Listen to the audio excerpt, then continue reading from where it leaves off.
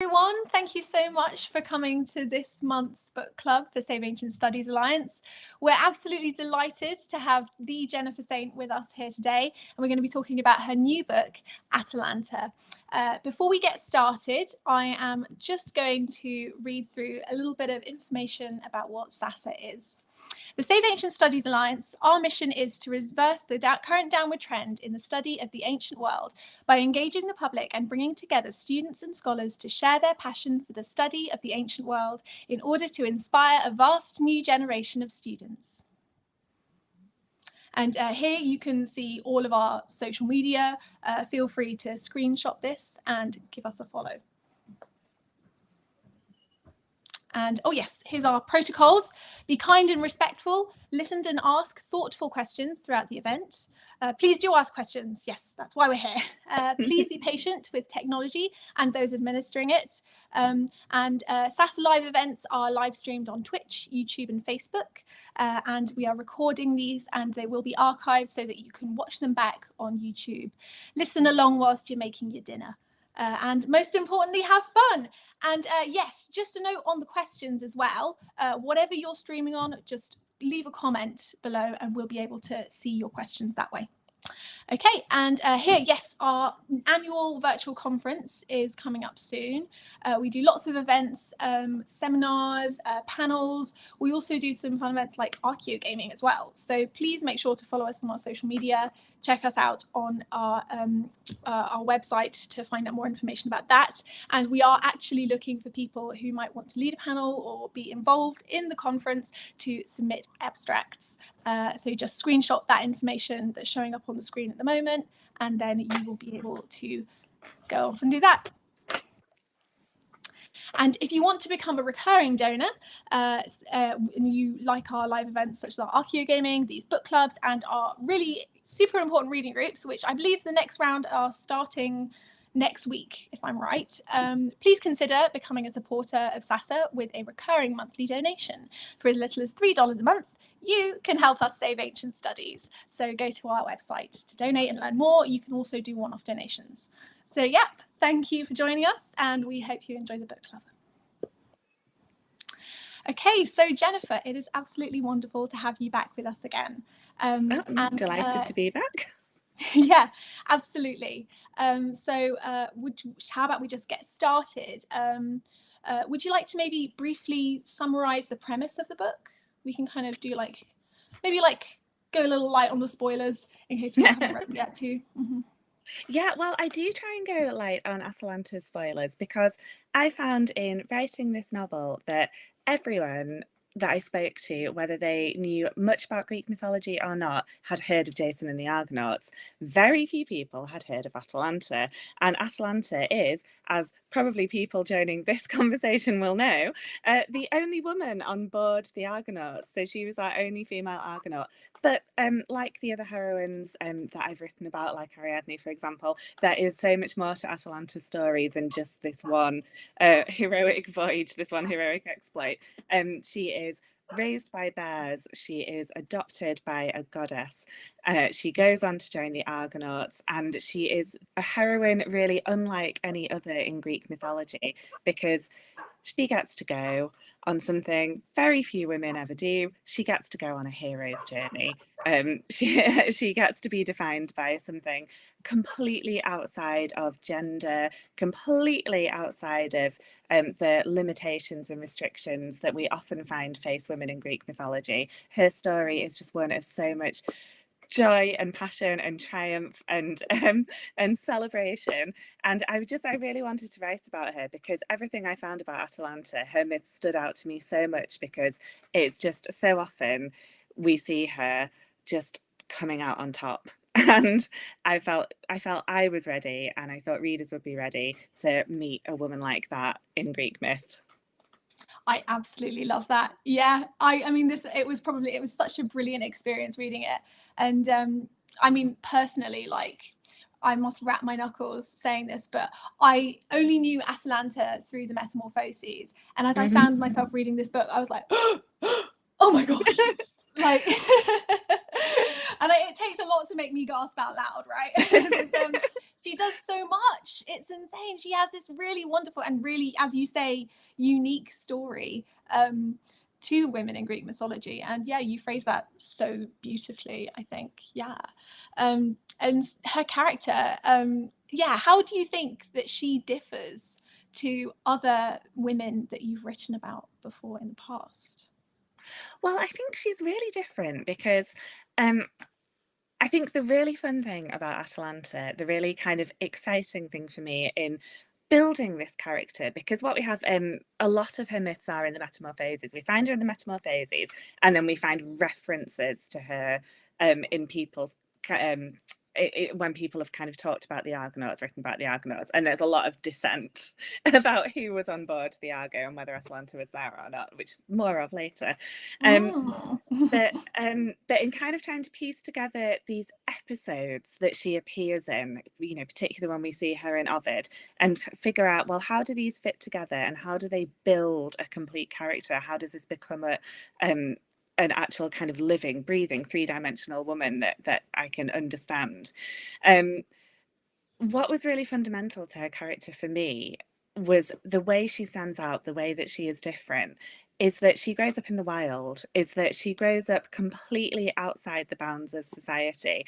I mean, the fact that she's taken in by bears is it's almost like a fairy tale beginning to her story, that she's exposed on the mountainside. It's kind of, you know, tragic practice because she's born a girl, because she's not wanted, but she's a survivor. The mother bear takes her in and Atalanta survives, and that really sets the tone for the rest of her life.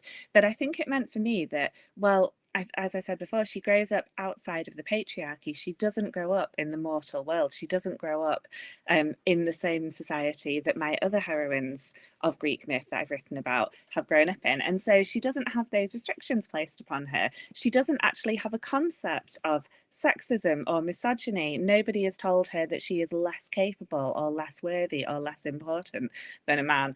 And so she simply doesn't see a reason why she shouldn't go out and do anything that she wants to.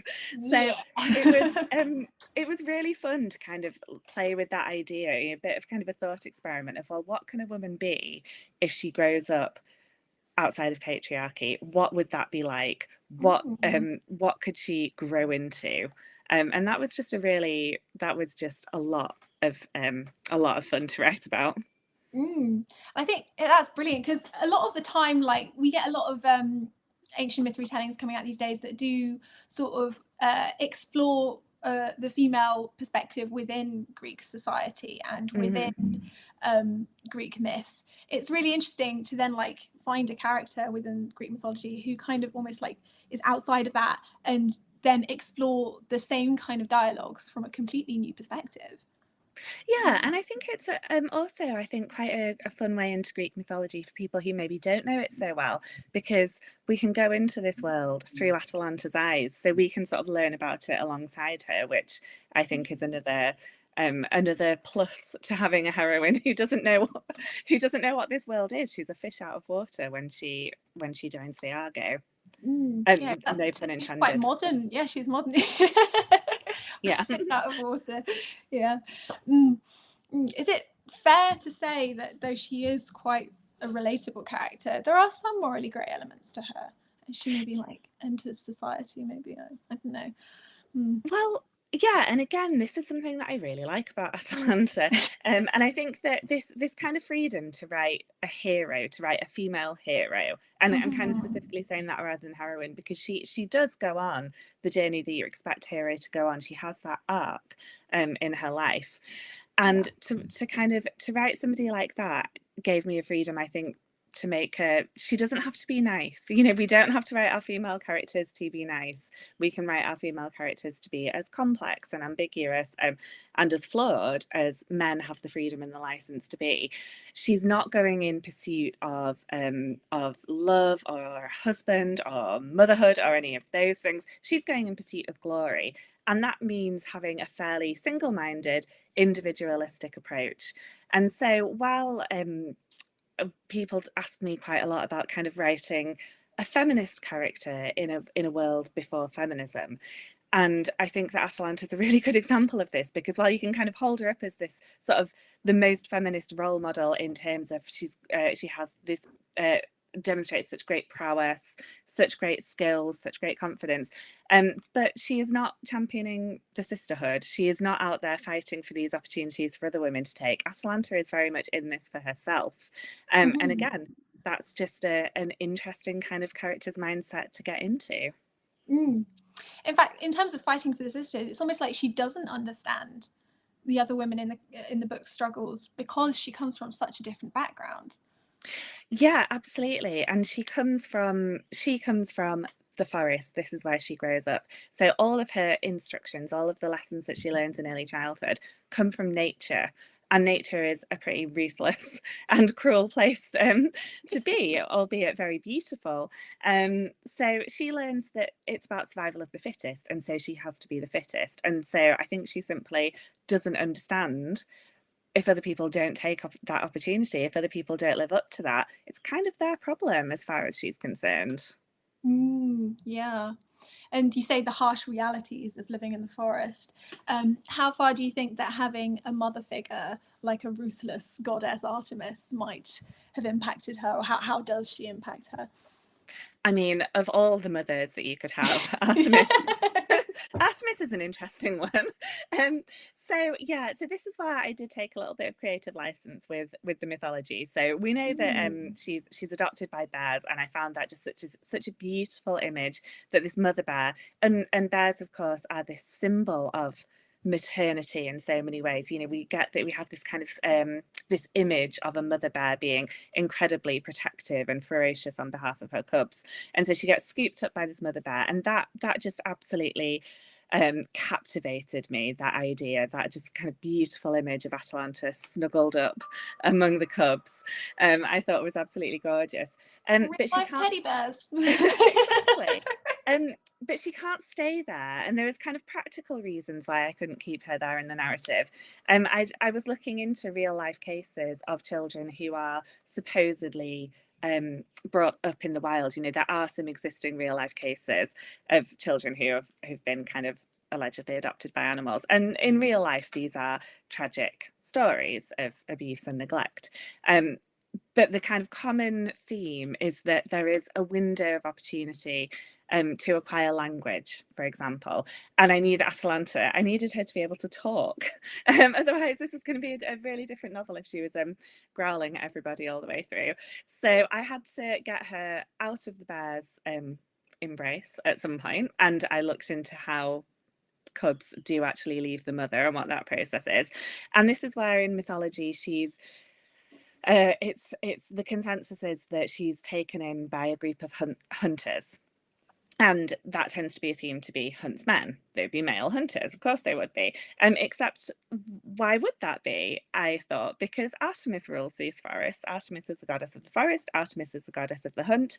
Artemis has a retinue of nymphs who hunt alongside her. Why wouldn't they be the ones to take the baby Atalanta in? And therefore she grows up in a society which is an all-female society, which does abide by the laws of the forest and the laws of Artemis. Everything comes under Artemis's control. And I think it's so important. I love to bring the gods into my mythology retellings, because to me, the gods make Greek mythology exciting and dynamic and unpredictable. And, you know, they're the source of a lot of the stories that I love. But they are absolutely not humans. It's not, Artemis is not just simply a really strong human. She is a goddess. She is operating on a totally different plane to the plane that mortals operate on, and a completely different morality. In fact, I would say amorality, because as far as the Olympian gods are concerned, everything exists in order to further their own glory, their own worship, their own importance, and their own significance. And, you know, they run pretty low on empathy for anybody else. And so to have a figure like Artemis as the closest thing that you have to a mother is obviously going to instill a certain amount of ruthlessness, a competitive edge into Atalanta, and I think an extremely resourceful and self-sufficient streak, because who can you rely on? When you have somebody like Artemis in charge, you can only rely on yourself. Mm. Mm. That's, yeah, because it's quite toxic almost, really, isn't it? But she's just so completely in awe of her, and she just is so captivated by this woman. And it's this beautiful, I love how you kind of get her to sort of think, oh, this is just Artemis, this is normal. But then when she returns, she kind of realized, oh, well, how did I ever think this was normal? Yeah, she has to kind of get a perspective on, I think, you know, going away and joining the human world then gives her a perspective, as it does, I suppose, when you leave home and you find out, oh, all those things I thought were completely normal, actually, as it turns out, other people don't live like that. That's not, you know, Mm. not how everybody else thinks necessarily. Mm. Yeah, it's so funny. You say magical fairy tale with bears. I think Tarzan. I was thinking Jungle Book. That's maybe like a generational difference between us. Maybe. Yeah, that's a good point, actually. Yeah. Oh, yeah. No, I always describe that when I'm when I'm working. I think, oh yeah, it's kind of like Tarzan, but make it ancient Greek. Yeah. It's beautiful. Yeah, and so we've spoken about Atalanta and Artemis and the nymphs. What about some of the other characters? Because we do encounter some women, and we've spoken a little bit about how she encounters these women. But what about the men? Because I think it's quite popular in a lot of myth retellings at the moment to kind of ram home the fact that there was a patriarchy and it was really, really bad. But we just we see, and there is a bit of that in this, but there's also these really three-dimensional male characters as well. Yeah, so I mean, so a few things about writing men, and one thing is, I do I have a lot of conversations with Elodie Harper, who writes a trilogy set in Pompeii, the Wolf Den trilogy set in Pompeii. So we're both kind of writing in the ancient world, and we did an event recently at the British Museum, and we were talking about a vase which is in the British Museum, a hydria, where the bulk of it, the body of it, is taken up with these women who are gathering water, and they're turning around and they're talking to each other. It looks very companionable. You can really get this sense of friendship and purposefulness among these women. And at the very top, like really tiny, there's these little male figures fighting. And we've always said, you know, this is like our books, that we have the women taking up the center stage, the spotlight, and what's happening with the men, their wars, their battles, their quests, that's all taking place kind of in the backdrop, and that's not the important thing that we're focusing on. And then suddenly I'm writing a book where my heroine Atalanta gets on a boat with 50 men, and they're not in the background anymore, and I've got to write about them. And so that was a new challenge for me. It was a really different dimension to bring into the novel. And it definitely gave me the chance, I think, to explore different kinds of masculinity that exist in the ancient sources, because, you know, I think there's definitely kind of a temptation to simplify and kind of, you know, say like heroes very bad, you know, because we've got Theseus, who was terrible, and we can kind of go down that road. But actually, we do have some quite different sorts of men on board the Argo. I mean, Jason is the least impressive of them all, we've got to say, because he doesn't make a massive impression. I used the Argonautica, Apollonius of Rhodes Argonautica, as my main source text. And actually, I will say that it was quite new to me in researching it. I hadn't read the Argonautica before. So I was quite surprised to kind of find that in that text, Jason, he's the leader of this quest, he's the leader of this voyage, but he's young, he's inexperienced, he's kind of looking to prove himself, and he hasn't done at the start of it. And, you know, I think it's in question as to whether he has done by the end of it, to be honest. And the other Argonauts seem a little bit confused about why he's in charge. They have a vote because a lot of them think that it should be Heracles, who's the obvious choice. He's on board. Why isn't he taking control of this?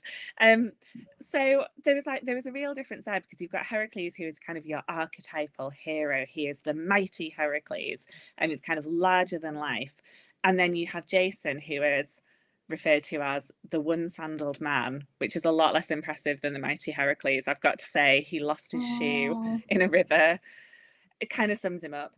And then but you have Orpheus is on board. Orpheus, who, you know, pre-Eurydice, pre the kind of the path that Orpheus takes later, we're meeting him earlier on in his life, and he's the musician. And that, I was kind of taken by that you've got somebody on board to provide the music. I really love that idea. You know, it's not just, this isn't just kind of a band of kind of ruthless fighters. There is there is more going on than that.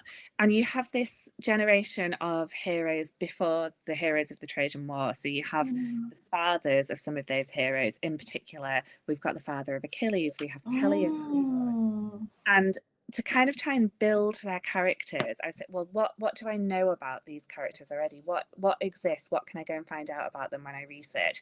And with Peleus, what came to mind for me immediately is the story of how Peleus comes to marry Thetis, the mother of Achilles, which is a really awful story, which is that she is a sea nymph, she can transform into different shapes, and he essentially wrestles her into submission, and she tries to escape him by transforming into a tiger, into fire, into all kinds of things, and he won't let her go. So she is eventually subdued. And that to me told me what I needed to know about the kind of man that Peleus is, and how maybe a man like that, who treats women in that way, how is he going to feel about a woman joining the Argo? Versus a character like Meleager, who appears in Ovid's Metamorphoses, who appears with Atalanta in some of the myths. So Ovid tells the story of the Caledonian boar hunt, which Meleager is the organizer of. He gets all of these hunters together because Artemis has sent this boar to ravage the land. Atalanta shows up, and Ovid tells us Meleager is delighted to have her. So, you know, he's got this egalitarian approach towards her. The more the merrier. Here's a really great hunter. Why wouldn't I be glad that she's here to help? And so that gave me a framework for Meleager's behaviour and the kind of personality that Meleager has. I didn't want it to be that she gets on board the Argo and the men are like a homogenous lump and they all feel the same towards her. She's going to feel things out and work out there are going to be some allies on board for her, and there are going to be some antagonists on board, and you know, she's got to navigate these whole new relationships. But it was really rewarding to actually delve into some of these very famous male characters, some of these less well-known male characters, and figure out, okay, well, what are they going to be like, and how can I flesh out some men for once? I think that's really fascinating, yeah, because I mean, I loved all of like the myth splicing and how all of these kind of snapshots of different people came in, and I think it was really clear this kind of engagement with the literature and how that has kind of influenced the way you're characterizing them. To backtrack to Jason in particular and how he's kind of overshadowed by Medea, I thought that so fascinating because one of my favorite Greek tragedies is Medea, in which Jason again typically is like a lazy guy who does nothing and abandons Medea for Glauce, a younger woman, and Medea is I say the star of the show. She does some unspeakable things, but she very much is the action of the show, and Jason kind of just sort of is there. And there's a lot of passages in the choruses and stuff like that, which actually do talk about Jason's inaction, and Medea is very vocal about how she's the one who saved him and got him out of Colchis. And yeah, whenever I was reading about Jason from the offset, I was like, ha ha. I really did think of that, yeah. I think, yeah, I mean, I think that is what defines those two, Jason and Medea, I think, for so many people. And in the play, Jason is extremely obnoxious. And I mean, I won't go as far as to say he deserves what's coming to him, because what's coming to him is truly horrific. But, you know, his behaviour is awful. And when you look at the events of the Argonautica, you think, well, how on earth did he underestimate this woman so badly? Because he knows her from the moment they meet. You know, he knows what she's capable of, and he knows how clever she is. So she masterminds the capture of the Golden Fleece on his behalf. There's no way that he could have done this without her, which again, it's very reminiscent of Ariadne and Theseus and the Labyrinth. So it's the same story being played out, and Ariadne and Medea are cousins, so similar taste in men, slightly unfortunate. But some generational trauma going on there. Just a little bit, yeah. And the fact that she quite callously disposes of her brother as they are leaving Colchis, as they're fleeing Colchis. She's given Jason every indication of what she might be capable of in the future, and yet still, by the time they get to Corinth years later, he's foolish enough to do that. So I think it was I had to be quite careful, I think, in telling their story, because in my novel it's the beginning of their, I guess I will call it, a love story. And I think Medea really is in love with Jason as well, but it's the start of that for them, and neither of them are quite the people that they're going to become and the people that we are going to know in this tragedy. But I definitely wanted to make it plausible for us to see how they were going to end up being those people. And that's a great thing about writing mythology, that even if you don't include it in the novel, even if it's not then in this particular story, I know it, and so many of my readers will know it.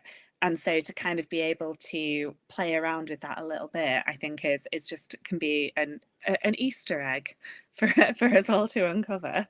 I think, yeah, fun is the word, really. Yeah, there are so many fun references and sort of investigations and explorations throughout this book. I mean, it's beautiful. To briefly ask you about another one of my favorite things about this is all of the pastoral Arcadian landscapes that you describe in this beautiful language that is so reminiscent of epic poetry, you know, Ovid and all of that. I always love reading about Rosy Fingered Dawn in my book. That you have some beautiful descriptions of the forests and the landscapes, which really just captured my heart, honestly. In terms of your other books, I know you kind of do a bit of that anyway, but what was it like thinking of the landscapes? And yeah, so I suppose in some ways it was and it was really beautiful. It was really important to me to create a really strong sense of that setting, and like you said, of that kind of pastoral idyllic setting, because it's that shapes Atalanta's character. It's that she has come from, and it's that world that she has to return to when the voyage is over. And it's really, this more than any other book I've written is a coming of age story for Atalanta. It's her kind of transformative journey. This is not just a quest for the Golden Fleece and heroic glory. This is a journey on which Atalanta really discovers who she is beyond Artemis, beyond the life that she has been kind of shaped for and molded for. And so that kind of very sort of simple world that she has come from, is that a world that she can then go back to afterwards when she is a different woman, when so many things have happened to her. So that sense of setting and nature, it was kind of another character in the novel for me, and to really develop it was something I consciously wanted to do. And there are just some beautiful descriptions of Atalanta's cave, as she lives alone in this cave. And I'm trying to think where I found it, which particular text it was, where you read about all the different flowers that are growing outside and how steep it is and how nobody else could get there. And it's so evocative, and again, just so defining of who she is, that she has this kind of this place that is sacred to her, that only she can reach. Yeah, I just found it really summed up who she is at the start, and something that, you know, she may or may not be able to get back to. Absolutely, yeah. I'm going to stop very quickly just to remind anyone watching, please do feel free to ask us some questions. Just drop a comment. Yeah, don't be nervous. Yeah, we'll answer them immediately. Yeah. Yeah, to turn back to another question for you. myth retellings. Another particular element that you engage with is the story of Atalanta's son, Parthenopaeus. And am I right in thinking that the mountain that he is named for is actually an invention? Because his original name does mean the Virgin's child, right? Yes, it does, which is a bit complicated. So Atalanta has got this. She has the condition from Artemis that she has to stay away from men. She has to go on a boat with 50 of them, but she also has to stay away from them. That paradox doesn't trouble Artemis too much. She just expects Atalanta to get on with it, and of course, that's quite difficult, quite challenging. So yes, and there's a few different versions. There's a few different kind of mythological ideas about whether Atalanta had a son. Sometimes she doesn't have one at all. Sometimes she does, and then this idea that he is the virgin son because that's what she is supposed to be. She's supposed to be untouched.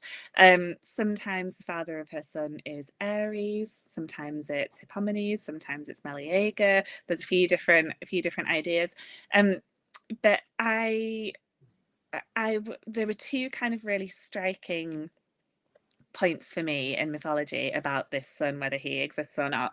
One is the version in which Atalanta has a son and exposes him on the mountain as she was also exposed, which I thought was really interesting. If she was going to repeat history, if she would do what had been done to her own child, could she do it? I was quite fascinated by that question. And the second is I think in Euripides, where he is marching off to war. He is one of the seven against Thebes, and as he goes to war, he carries a shield, and it has his mother engraved on it. It has Atalanta as a warrior. And I thought that really summed up what relationship the two of them might have with each other, that he doesn't really see Atalanta as a mother. He respects her as another fighter. So those were the two elements that I wanted to bring in when I tackled this myth in my novel. She is not maternal in the slightest, and he's not necessarily born of a relationship that is, I mean, I'm not going to say isn't meaningful to Atalanta, but isn't defining to Atalanta. So obviously she's not a virgin when she has a baby.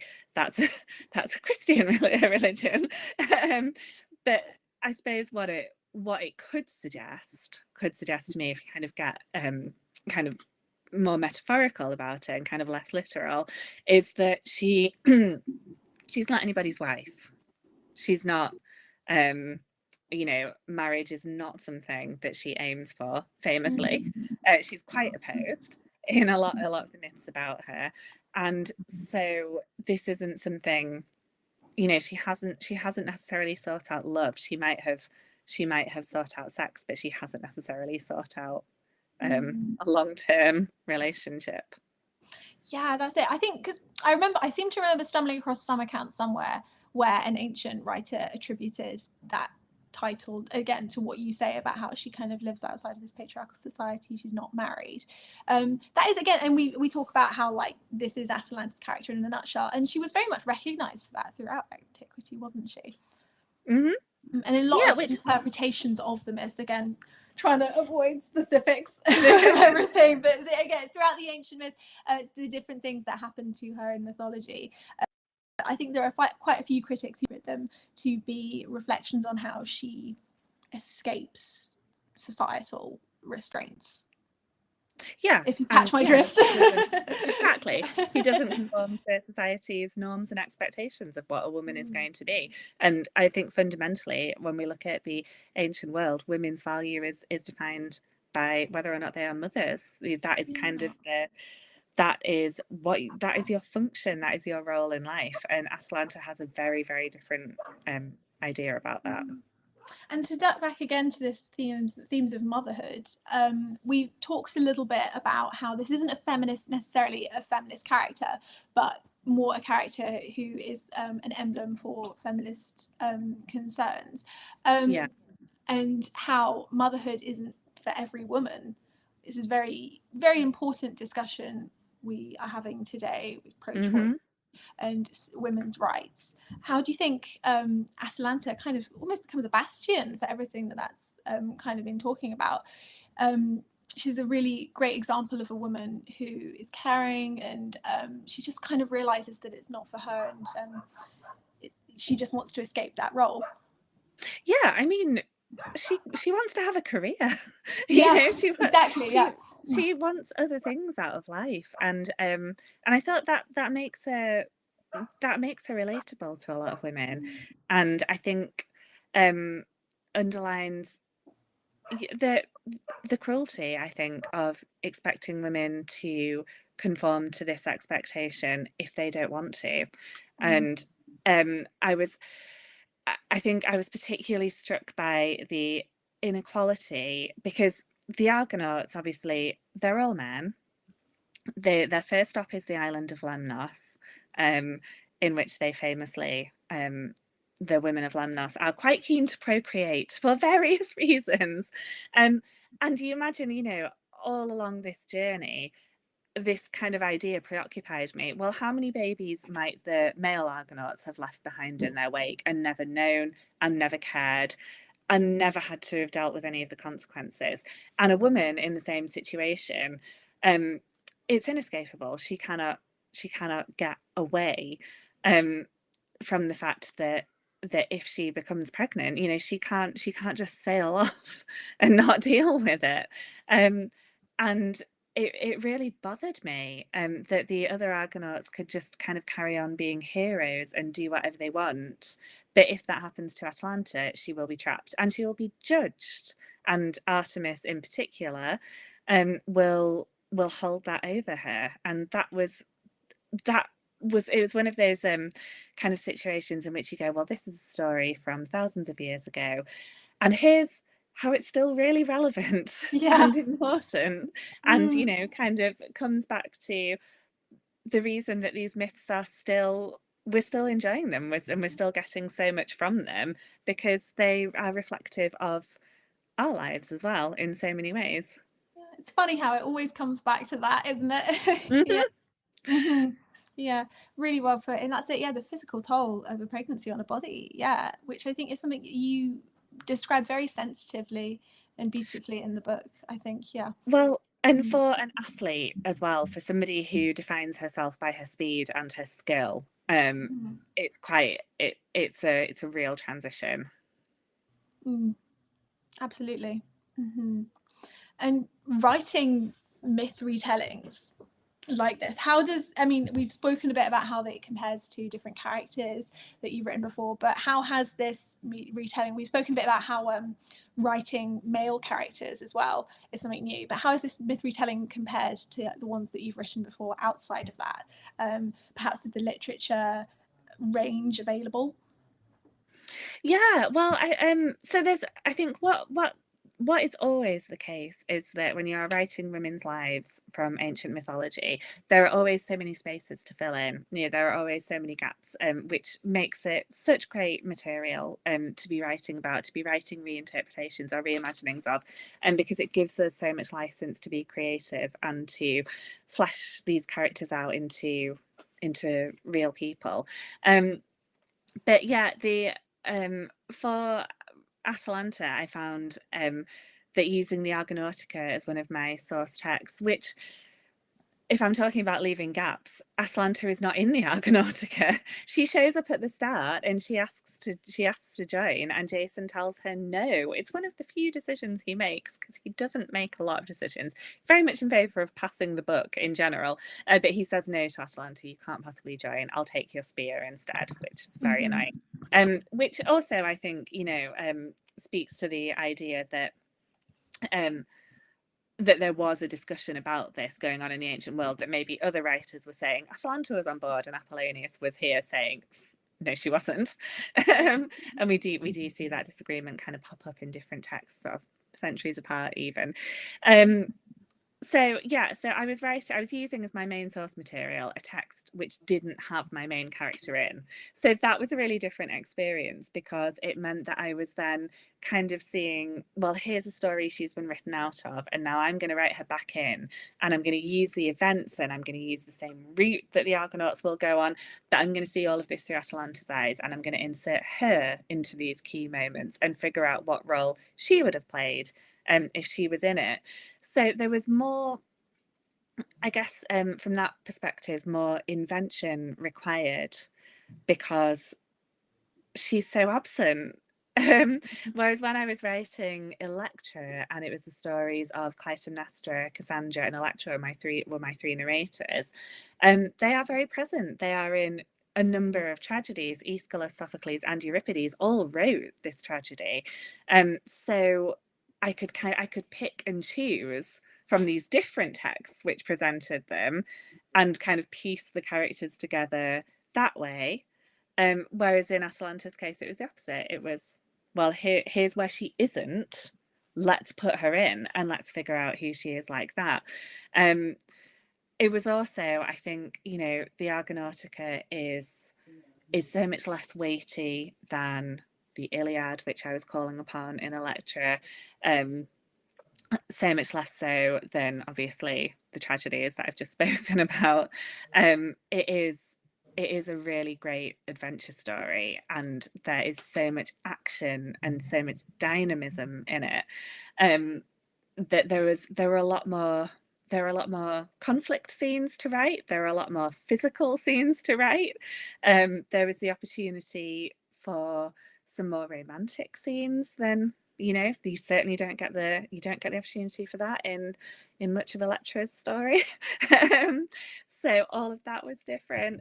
And I called upon the Heroides again, which was such a huge source of inspiration in writing Ariadne. Ariadne's letter to Theseus and her sister Phaedra's letter to Theseus really formed the basis of those characters for me. When I went back to the Heroides for this, to write Atalanta's story, I actually found that Hypsipyle's letter to Jason.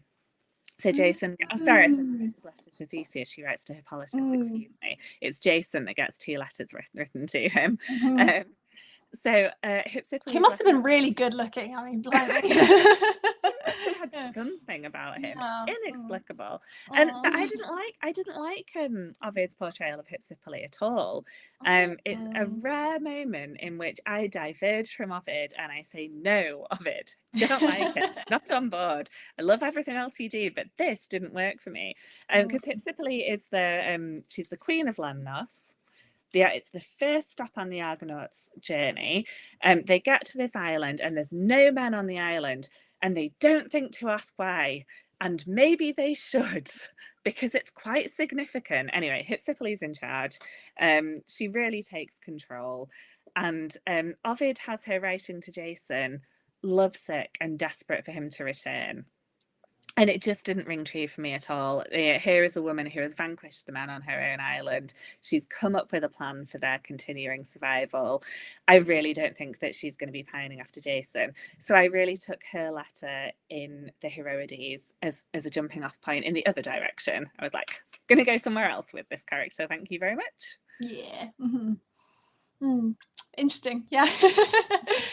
Brilliant. Yeah. So right here, I believe is this QR code, and I can't remember what it does. Is it to get your book, Jenny? I think, is it? I mean, I think so. I also don't know what the QR code does. I was just very impressed. It takes you to Amazon to buy the book. Yeah, there we go. Hooray, thank you. Amazon to buy the book. Sorry. Yeah, so you can scan that, and so we got that one there, and also in the top left-hand corner of the screen, we've got a little QR code that you can scan to donate to SASA. Amazing. And so we talk about all this different divergence from the book, from the source material, the need to use your imagination a little bit. Is that ever scary or frustrating, trying to balance how much you want to engage with source material when you know that you have to kind of take the leap of faith? No, I mean, I really enjoy it. I think I love to write mythology. I love to, there's always key scenes that I think, I can't wait to write my own version of that. And with Atalanta, it was it was the adoption by the bears, for example. In Electra, it was Iphigenia's wedding or not. With Ariadne, it was the moment she wakes up on Naxos and Theseus isn't there anymore.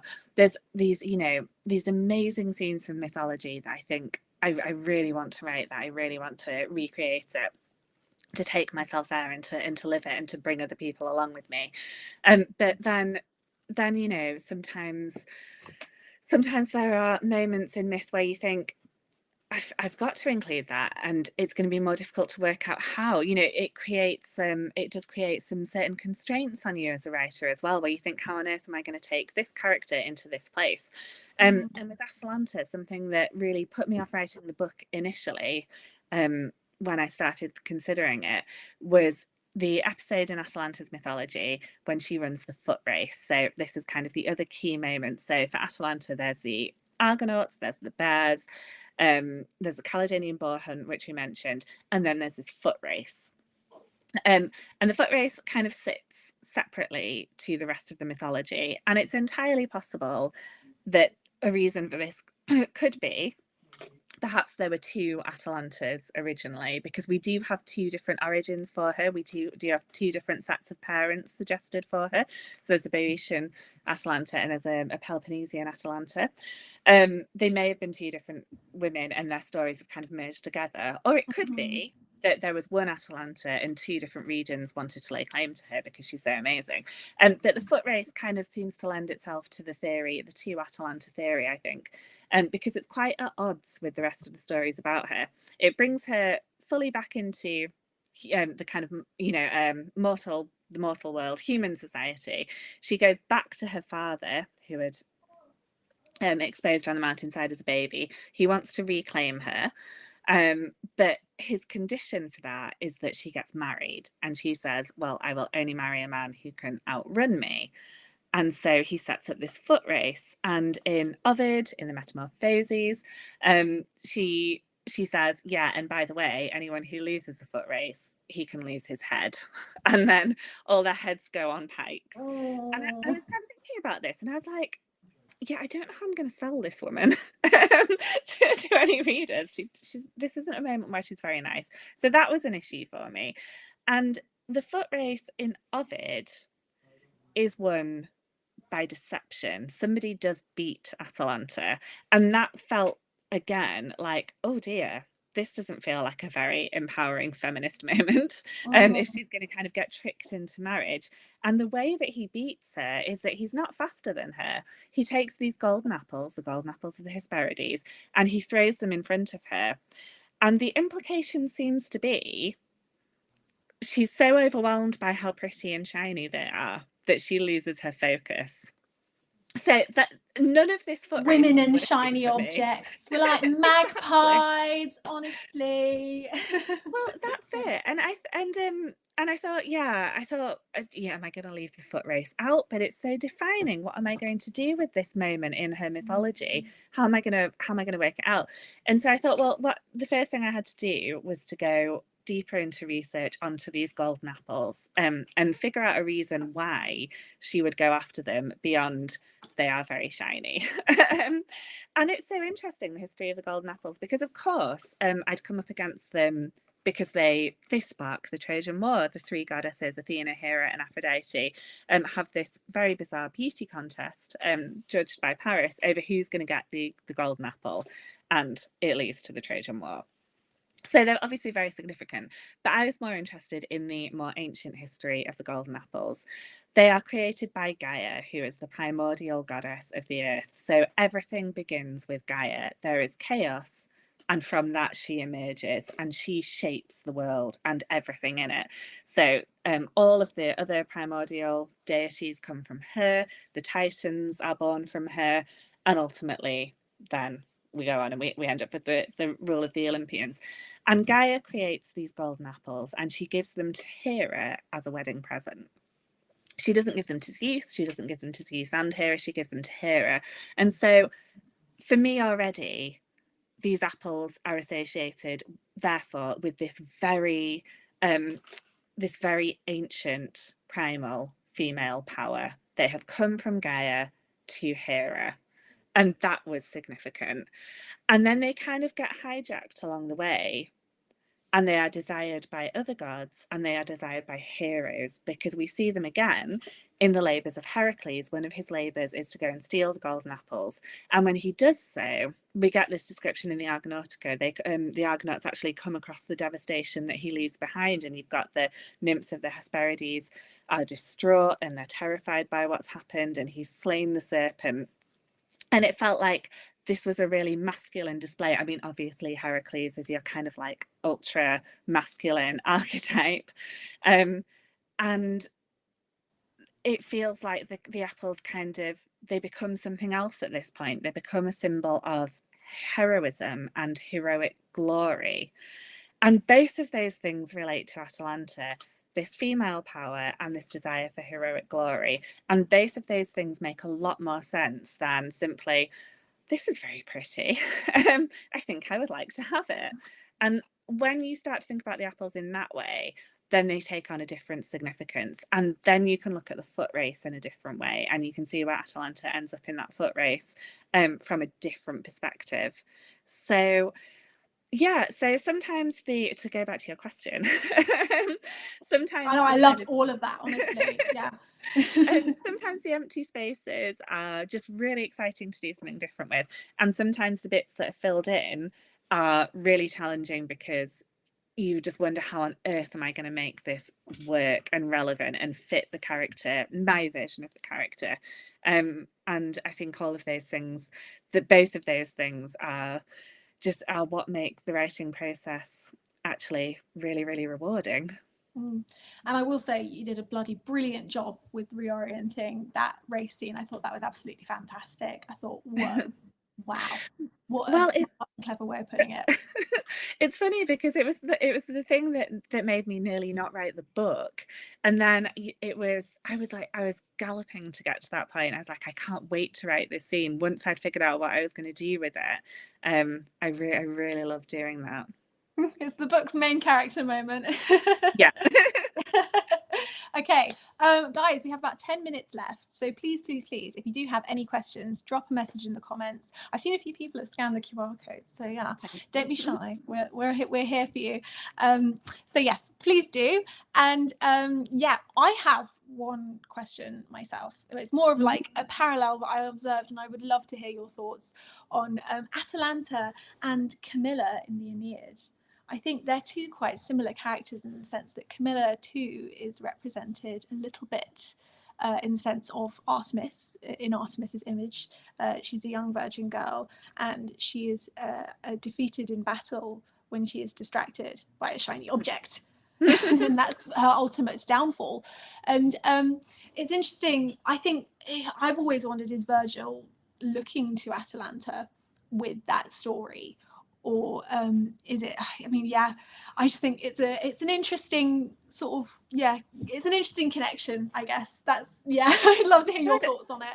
Yeah. I mean, that is completely new to me, because it's not something I had considered before, but actually, I mean, you are right. And I mean, I think that Virgil, I mean, I'm assuming that Virgil really was calling on the Greek epics and the Greek myths, and to create his own version. So that makes a lot of sense that that he would put in this parallel character, and really great if he did, because she is more obscure. And so I think that's great if there is a callback to her, because although she is this quite obscure character here, lots of people haven't heard of. Lots of people will have heard of, I think, different versions of Atalanta, because she does, like all Greek myth is called upon, throughout the whole body of literature that exists. And I think kind of the most obvious parallel, I'll be like slightly less literary, and I'll say, Katniss in the Hunger Games. She's yes. Atalanta, isn't she? Yeah. Yes, I love that. Yes. And she was not like a kind of a major source of inspiration, but she's certainly on my mind in writing Atalanta, and definitely when I'm talking about making this character not always nice. But I think that it's something that I really love about Katniss, that she's unapologetically good at stuff. She's unapologetically strong and capable and powerful, and just not in any way defined by her romantic relationships. You know, they happen, they are important, they are significant, but they're not her overarching goal. They are not the thing that she's going for. And I think so often in stories about women, you know, that is the quest, that is the goal, to like get the man. But it feels with Katniss and with Atalanta like that is secondary. It's not that it's not important in their lives, but it's not the main thing. And Katniss's desire to protect her sister, which is really, you know, the driving force for Katniss from day one, from the first page.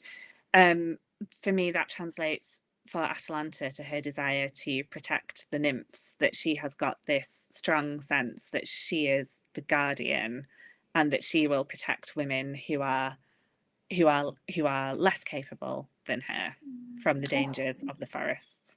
So yeah, the more I talk about it, I'm like, maybe I did write it all about Katniss. But you know, I definitely see some parallels there. Cool, amazing. Yeah, like, I mean, yeah, Colin, she does love like her ancient Roman references in those books. Yeah, I know. Well, I was just thinking, I wonder. I'm interested because there's so much in that series that calls upon Rome. You know, maybe that part of the Aeneid could have come up for her. Oh yeah. And so we come full circle. Yeah. Oh, someone's excited for Ballad of Songbirds and Snakes. Yeah, very much so. Yeah. Okay, so we've got about 5 minutes to go. So again, one last call for questions, guys. Please do get them in. And I've got a very brief, silly question for you. If we're talking about YA fandom of the 2010s, are you Team Meleager or Team Hippomenes? Oh, I mean, okay. I really like them both, honestly. Yeah. I really like that. I really like that Meleager comes along at the right time in Atalanta's life, but ultimately, the problem with Meleager, and sorry for some spoilers here, the problem with Meleager is that he is already attached, and when we find him in Ovid, it's the one flaw in his character. You're like, here's a great guy, and there's not many of them in the Metamorphoses. Here's Meleager like doing a good thing, but he does have a wife, and you know, it's kind of it's a flaw. It's an issue that I struggle to get past. I don't think it bothers Atalanta as much as it bothers me. But, yeah.